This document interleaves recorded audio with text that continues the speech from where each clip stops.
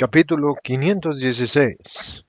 En Gabaón, milagro del modito y elogio de la sabiduría en cómo amar a Dios.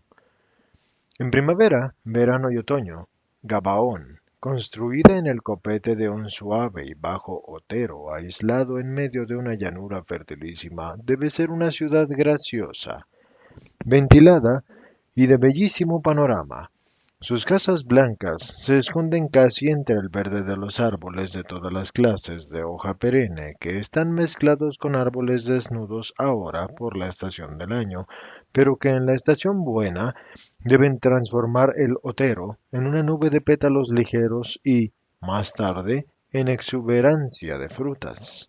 Ahora, con el tono gris del invierno, muestra las laderas listeadas de desnudas vides y grises por los olivos, y con manchas de árboles frutales desnudos y de oscuros troncos, a pesar de lo cual es bonita y aparece ventilada, y la mirada descansa en la ladera del monte y en la arada llanura.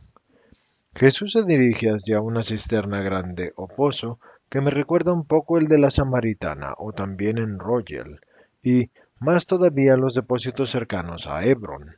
Hay ahí mucha gente, quienes se apresuran a tomar mucha agua para el sábado que ya está cerca, y quienes además concluyen los últimos tratos, y quienes, habiendo terminado ya sus ocupaciones, se entregan al descanso del sábado.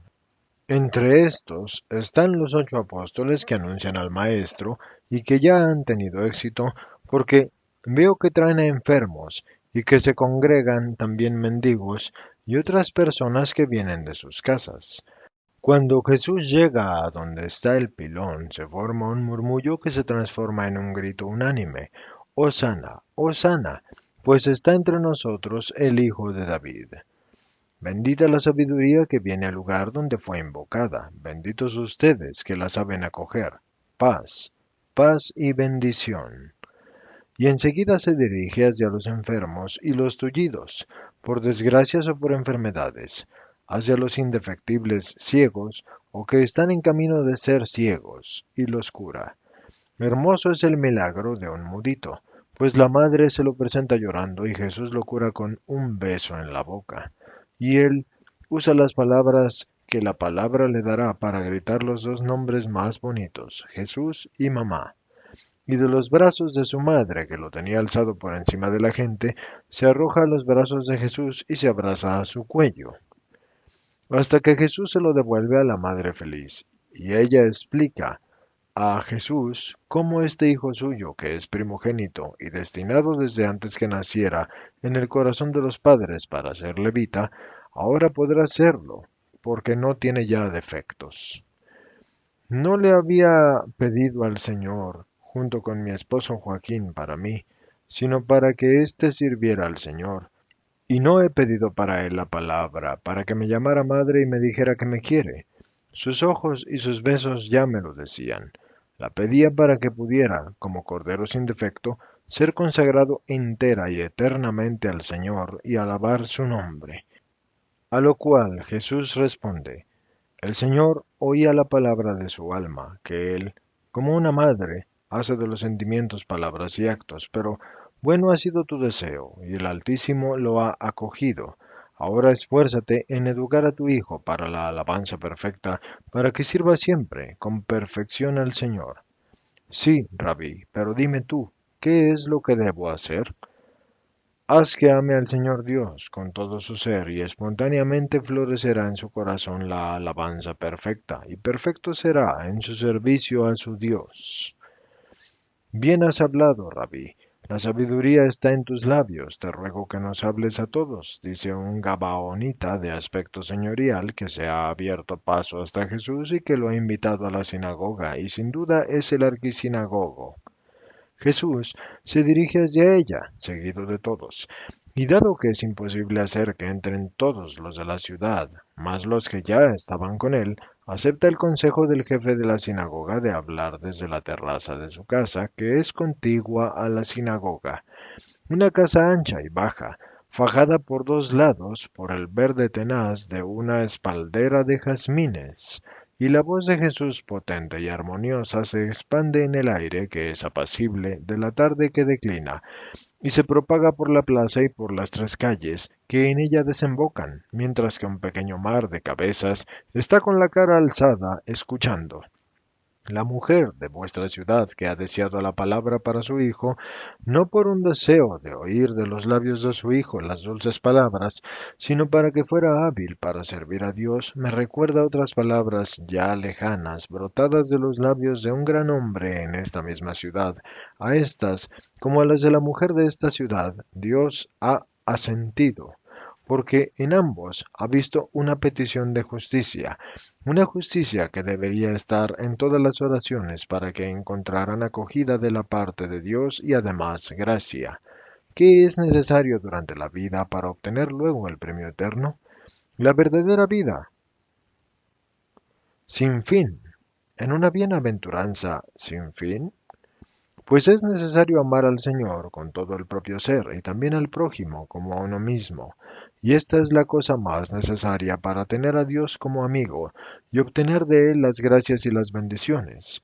Cuando Salomón, y esto se encuentra en el segundo de Crónicas del 1 al 3 y del 3 al 12, y en el primero de los Reyes 3, 4 y del 4 al 15, así pues, cuando Salomón, hecho rey, después de la muerte de David, asumió de hecho el reino, subió a esta ciudad y ofreció un gran sacrificio de víctimas, y en esa noche se le apareció el Altísimo y le dijo, pídeme lo que desees de mí, gran benignidad por parte de Dios y gran prueba por parte del hombre, porque a todo don le corresponde una gran responsabilidad por parte de aquel que lo recibe, responsabilidad que es tanto mayor cuanto mayor es el don.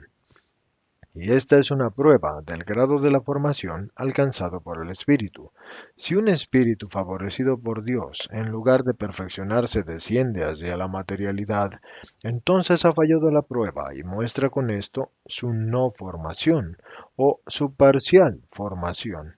Hay dos cosas que son índice de valor espiritual del hombre, su modo de comportarse en la alegría y también el modo de comportarse en el dolor. Solo el que está formado en la justicia sabe ser humilde en la gloria y fiel en la alegría, y agradecido, y constante aún, después de haber obtenido algo, aun cuando no desee ya nada más. Y solo el que es realmente santo sabe ser paciente y seguir siendo amante de su Dios, aun cuando las penas se ensañan con él.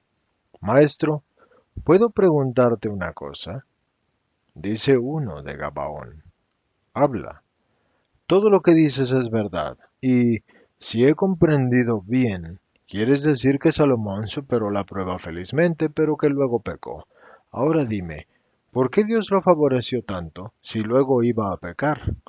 Esto está en el primero de los Reyes 11 y del 1 al 13. Sin duda el Señor conocía el futuro pecado del rey, y entonces ¿por qué le dijo, pídeme lo que quieras? ¿Fue un bien o un mal? Siempre un bien, porque Dios no cumple mal las acciones.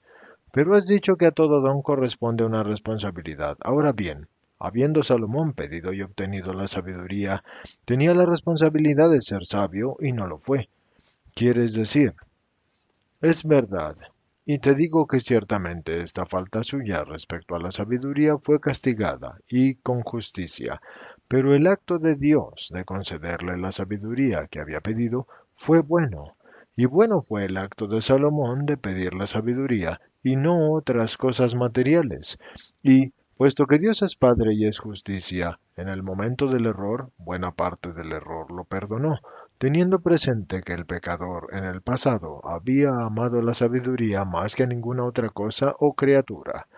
Un acto habrá disminuido el otro acto, y una buena acción hecha antes del pecado siempre permanece, y vale para el perdón. Pero cuando el pecador después del pecado se arrepiente, por esto les digo que no dejen pasar la ocasión de llevar a cabo buenas acciones para que sean como las monedas para pagar los pecados de ustedes, cuando por la gracia de Dios de ellos ustedes se han arrepentido. Las acciones buenas aunque parezcan pasadas y por tanto se pueda pensar equivocadamente que ya no fermentan en nosotros y crean nuevos estímulos y fuerzas para cosas buenas, están siempre activas, aunque sea con el recuerdo que resurge desde el fondo de un alma humillada y suscita una añoranza del tiempo en que la persona era buena, y la añoranza es, a menudo, un primer paso por el camino del regreso a la justicia. Yo he dicho que incluso un vaso de agua dado con amor a un sediento no quedará sin premio. Un sorbo de agua no es nada en cuanto al valor material, pero la caridad que se tiene lo hace grande, y no queda ésta sin premio.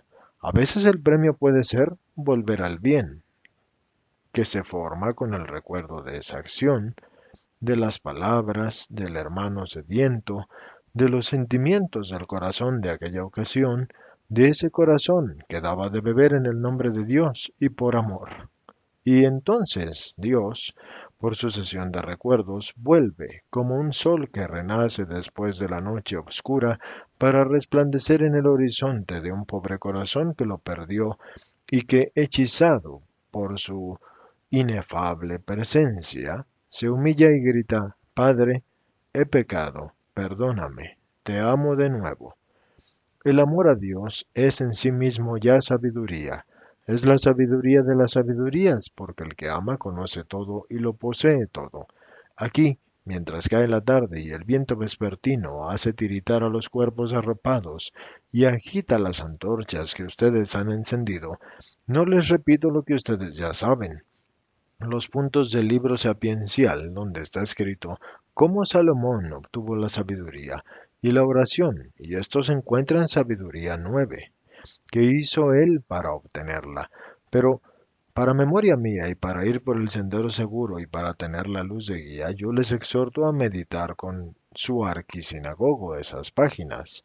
El libro de la sabiduría debería ser un código de vida espiritual, como una mano materna debería siempre guiarles e introducirlos en él y al perfecto conocimiento de las virtudes y de mi doctrina, porque la sabiduría me prepara los caminos y hace de los hombres de corta vida e incapaces de entender los juicios y las leyes, y que además son siervos e hijos de siervas de Dios, los dioses del paraíso de Dios. Busquen sobre todo la sabiduría para honrar al Señor y oír que Él, el día eterno, les dice: porque has estimado sobre todo esto, no riquezas, ni bienes, ni gloria, ni la larga vida, ni triunfo sobre los enemigos, te sea concedida la sabiduría, o sea, Dios mismo. Porque el espíritu de la sabiduría es el espíritu de Dios. Busquen sobre todo la sabiduría santa, y yo les digo que todas las demás cosas les van a ser dadas por añadidura, y en un modo en que ninguno de los grandes del mundo puede siquiera procurárselas. Amen a Dios y preocúpense solo de amarlo. Amen al prójimo, que es de ustedes, para honrar a Dios, y conságrense al servicio de Dios y a su triunfo en los corazones. Conviertan al que no es amigo de Dios y convertirlo al Señor, y ser santos. Acumulen las obras santas para la defensa de ustedes contra las posibles debilidades del ser creado. Sean fieles al Señor y no critiquen ni a los vivos ni a los muertos, pero esfuércense en imitar a los buenos, y no para la alegría de ustedes en esta tierra, sino para la alegría de Dios, y pidan al Señor las gracias, y éstas les serán concedidas. Vamos, mañana oraremos juntos y Dios estará con nosotros. Y Jesús los bendice y los despide.